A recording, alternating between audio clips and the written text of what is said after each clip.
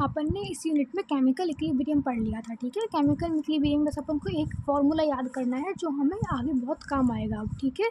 ये होता है अपने पास के क्या होता है, इक्विलिब्रियम कांस्टेंट। मान लो कोई रिएक्शन हो रही है, A + B से बन रहा है C + D, ठीक है।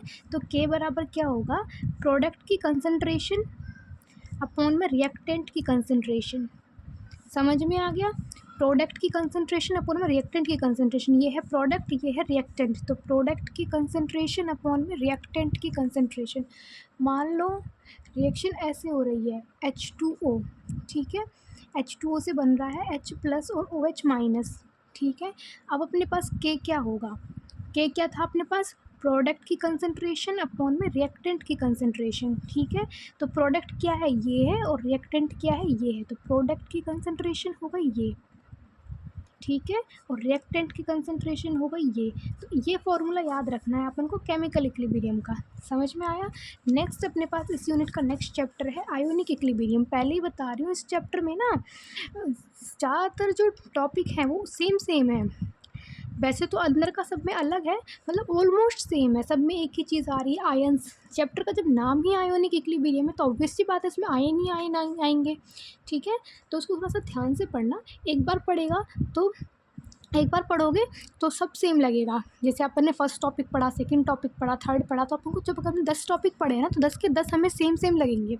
कन्फ्यूजन होगा, 100% होगा। मैंने भी जब पढ़ा था तो मुझे भी हुआ था, ठीक है। तो ये अपने पास ना, जैसे अगर हमने 10 टॉपिक पढ़े हैं तो 10 के 10 हमें सेम लगेंगे। हमें लगेगा ये तो हमने पहले पढ़ा था, 10 के 10 हमको कैसे लगेंगे, सेम लगेंगे। लेकिन एक बार पढ़ने पर ही लगेंगे। एक बार पढ़ने के बाद जब हम दोबारा रिवाइज़ करेंगे ना तो सब खुद अपने आप सब अलग लगने लगेगा, ठीक है। तो थोड़ा सा ध्यान से पढ़ना, ठीक है, कंफ्यूज मत होना। देख अब इसमें देखो आयोनिक इक्विलिब्रियम क्या है। जैसे अपन मान के चलते हैं कोई रिएक्शन अपने पास ये हो रही है, A + B-, ठीक है। A+ है, B-, क्योंकि हम इक्विलिब्रियम पढ़ रहे हैं तो इक्विलिब्रियम के लिए ये ज़रूरी होता है ये वाला निशान लगाना, ठीक है। इसी निशान से हम समझते हैं कि भाई रिएक्शन इक्विलिब्रियम पर चल रही है, ठीक है। अभी देखना एक चीज़ दिखाते हैं। अब मुझे ये बताना इन दोनों रिएक्शन में क्या फ़र्क है। देखो यहाँ पे A + B- से AB बना, यहाँ पे A + B- से C- D बना। तो ये तो क्या बना है, मॉलिक्यूल। ये क्या बना है, मॉलिक्यूल। और ये क्या बने हैं, आयंस, ठीक है। ये तो बना है मॉलिक्यूल और ये बने हैं आयंस। तो हमको पढ़ना है आयोनिक इक्विलिब्रियम, यानी कि ये वाली रिएक्शन पढ़नी जिसमें हमें आयंस बने, ठीक है। ये अपने पास मॉलिक्यूल बना था, ये अपने पास आयन बना, और हमें कौन सी रिएक्शंस पढ़ने, ये वाली जिसमें आयंस बने, ठीक है। इतना समझ में आया।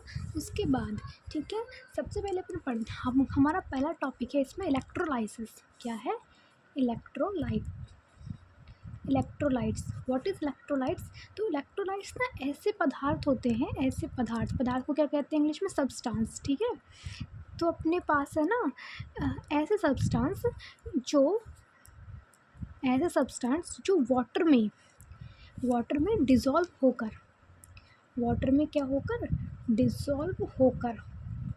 आयंस बनाते हैं, ठीक है।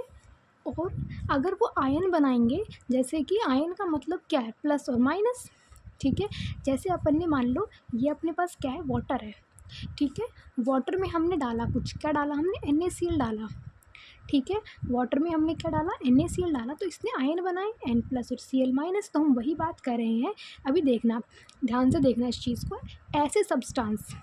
ऐसे सब्सटेंस ये अपने पास कोई सब्सटेंस है, तो ऐसे सब्सटेंस जो वाटर में डिज़ोल्व का मतलब घुलना, ठीक है। तो ऐसे सब्सटेंस जो वाटर में डिज़ोल्व होकर आयंस बनाते हैं तो उसको बोलते हैं इलेक्ट्रोलाइट्स। और अगर आयन बनेंगे, प्लस और माइनस बनेंगे, तो करंट की सप्लाई होगी, ठीक है।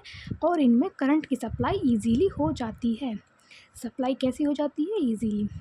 समझ में आया इलेक्ट्रोलाइट्स। जैसे कि NaCl अपने पास कोई ऐसा सब्सटेंस है जो वाटर में डिज़ोल्व होकर आयंस बना रहा है, Na+ और Cl- बना रहा है ना। अब आयन बना रहा है तो उसमें करंट की भी सप्लाई होती है। इलेक्ट्रोलाइट समझ में आया, ऐसे सब्सटेंस जो वाटर में डिज़ोल्व होकर आयन बनाते हैं, ठीक है। अगर समझ में नहीं आए तो अपन ये वाला कंसेप्ट याद कर सकते हैं, ठीक है। डेफिनेशन अगर मान लो हमें याद नहीं हो रही तो इस कंसेप्ट को याद कर लो।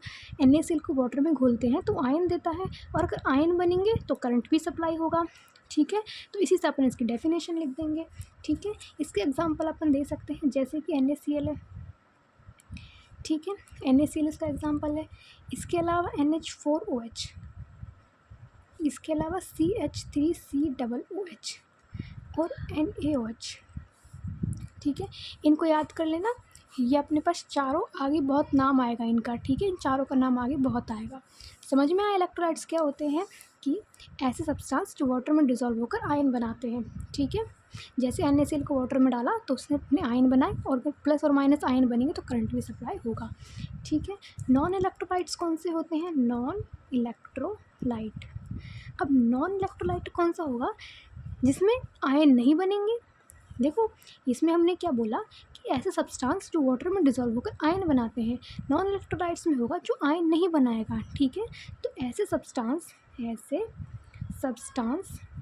जो वाटर में डिसॉल्व होकर आयन्स नहीं बनाता है। अब जब आयन नहीं बनेंगे तो करंट भी सप्लाई इसमें नहीं होगा, ठीक है। अब अपन बात करते हैं इलेक्ट्रोलाइट्स। इलेक्ट्रोलाइट्स अपने पास दो तरह के होते हैं। इलेक्ट्रोलाइट्स अपने पास दो तरह के होते हैं। कौन कौन से होते हैं, एक होता है वीक, दूसरा होता है स्ट्रॉन्ग, ठीक है। वीक में क्या होगा, वीक में अपने पास आयन्स कैसे बनेंगे, कम। स्ट्रॉन्ग में अपने पास आयन कैसे बनेंगे, ज़्यादा, ठीक है। बस ये डिफरेंस होता है। इनके एक दो एग्जांपल देख लेंगे। जैसे कि वीक वाले का अपने पास एग्जांपल होता है CH3COOH, और स्ट्रॉन्ग वाले का होता है जैसे कि NaCl। आगे समझ में, ठीक है। इलेक्ट्रोलाइट्स क्या होते हैं, ऐसे सब्सटेंस, जैसे अपने पास NaCl है, ऐसे सब्सटेंस जो वाटर में डिसॉल्व होकर आयन्स देते हैं। ऐसे सब्सटेंस जो वाटर में डिसॉल्व होकर आयन्स देते हैं, इसको बोलते हैं इलेक्ट्रोलाइट्स, ठीक है। और अगर आयन देंगे तो करंट की इनमें सप्लाई होती है, ठीक है। इलेक्ट्रोलाइट्स अपने पास दो तरह के होंगे, एक तो वीक, एक स्ट्रॉन्ग। वीक वाले कम आयन बनाएंगे, स्ट्रॉन्ग वाले ज़्यादा आयन बनाएंगे, ठीक है। इतना हो गया क्लियर, ठीक है। नेक्स्ट है अपने पास pH स्केल। pH स्केल के बारे में हमने बहुत सुना है, ठीक है। ये अपने पास एक pH स्केल होता है, 0 से लेकर के 14 तक नंबर होते हैं, ठीक है। 0 1 2 3 4 5 6 7 8 9 10 14, ये जो नंबर है ये तो है pH। इनको अगर अपन 10 की पावर में लिख दें, जैसे कि 1 है तो 10 की पावर -1, 2 है तो 10 की पावर -2, 3 है तो 10 की पावर -3, 4 है तो 10 की पावर -4, ठीक है। जो ये सिर्फ नंबर है ये तो है pH, और जो अपने पास ये माइनस में 10 के साथ है, ये है इनकी H+ की कंसनट्रेशन। ऐसे डब्बा जो बनाते हैं ना, ये डब्बा, इस डब्बे को बोलते हैं कंसनट्रेशन, यानी कि सांद्रता। समझ में आया, जो ये नंबर है ये तो है pH, और ऊपर जो ये है अपने पास H+ की कंसनट्रेशन। ये बात आप लोगों को पता होगी, जो अपने पास बेसिक चीज़ें होती हैं, बेसिक, उनकी pH 7 से ज़्यादा होती है। जैसे कि अपने पास साबुन है, साबुन बेसिक है तो उसकी pH 7 से ज़्यादा है। एसिडिक, जो अपने पास एसिड होते हैं, यानी कि जो खट्टी चीज़ें होती हैं, उनकी pH 7 से कम होती है, ठीक है। और अगर किसी की pH 7 है तो समझ में आया, ठीक है। ये नंबर वाले ये क्या है, pH है। अगर 10 की पावर में आ जाए तो H+ की कंसनट्रेशन है, ठीक है।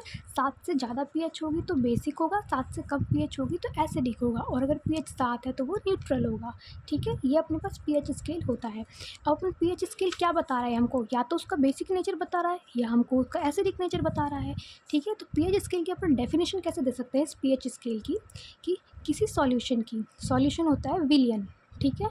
जैसे कि चीनी का घोल, सॉल्यूशन को एक तरह से अपन घोल कह सकते हैं, कि चीनी का घोल, नमक का घोल, वो एक क्या है, विलियन है, ठीक है। तो pH स्केल क्या बता रहा है, या तो बता रहा है कि सॉल्यूशन एसिडिक है, या बता रहा है कि सॉल्यूशन बेसिक है। अगर 7 से ज़्यादा pH है, pH उसकी 7 से ज़्यादा है तो वो बेसिक है, 7 से कम है तो वो एसिडिक है।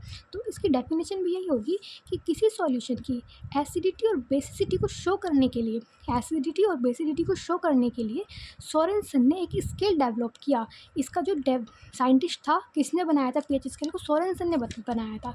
तो किसी सॉल्यूशन की एसिडिटी और बेसिडिटी को शो करने के लिए सोरेनसन ने एक स्केल डेवलप किया, उसको बोला उसने pH स्केल। ये pH स्केल का pH का फॉर्मूला होता है, ये क्या है, pH का फॉर्मूला है। इसी से इसकी डेफिनेशन भी दे सकते हैं कि pH क्या है, H+ के log 10 की नेगेटिव वैल्यू को, H+ कि कंसंट्रेशन के log 10 की नेगेटिव वैल्यू को बोलते हैं pH। pH स्केल समझ में आया। एसिडिटी या बेसिडिटी को बस शो करने के लिए, एसिडिटी या फिर बेसिडिटी को शो करने के लिए सोरेनसन ने एक स्केल बनाया, उसको बोलते हैं pH स्केल। यह तो है pH स्केल की बात। अब अपन सिर्फ pH की बात कर रहे हैं, सिर्फ pH। pH क्या है? H+ के log 10 की नेगेटिव वैल्यू को अपन बोलते हैं pH। ठीक है, ये तो है pH।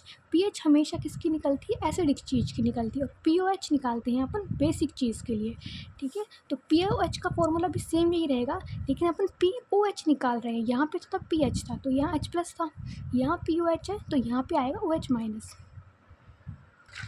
ठीक है, अभी देखना, P स्केल समझ में आ गया। एसिडिटी और बेसिडिटी को बताने के लिए जो स्केल होता है वो होता है pH स्केल। ठीक है, अब अपन बात करते हैं खाली pH की। हम बात करें pH की, H की बात कर रहे हैं, तो log 10 के साथ क्या आएगा? H+ आएगा। हमने H की बात करी तो log 10 के साथ H+ आएगा। अगर हम OH की बात करते हैं, POH की, तो log 10 के साथ क्या आएगा? OH- आएगा। ठीक है, ये बात याद रखना, H+ होता है और OH- होता है। ठीक है, हमने pH की बात करी तो log 10 के साथ था H+, हमने POH की बात करी तो log 10 के साथ है OH। ठीक है, और pH और POH का इक्वल जो होता है वो होता है 14। pH और POH का जो प्लस होता है, इनका एडिशन जो होता है वो होता है 14। ठीक है, समझ में आ गया। हमने pH की बात कर ली, POH की बात कर ली। अब बात करते हैं pKW की बात करते हैं। तो हमने क्या बोला? जब H था तो H+ है, अगर H है तो log 10 के साथ H+ है, OH है तो log 10 के साथ OH- है। अब जब यहाँ पे KW है तो log 10 के साथ क्या आएगा? KW आएगा। तीनों फॉर्मूले याद हो जाएंगे। pH का H है तो H+ आएगा log 10 के साथ, OH है तो OH- आएगा, KW है तो KW आ जाएगा। इन दोनों का टोटल होता है 14। ठीक है, और ये log 10 हमेशा किस में रहेगा? माइनस में। ठीक है, इतना समझ आया।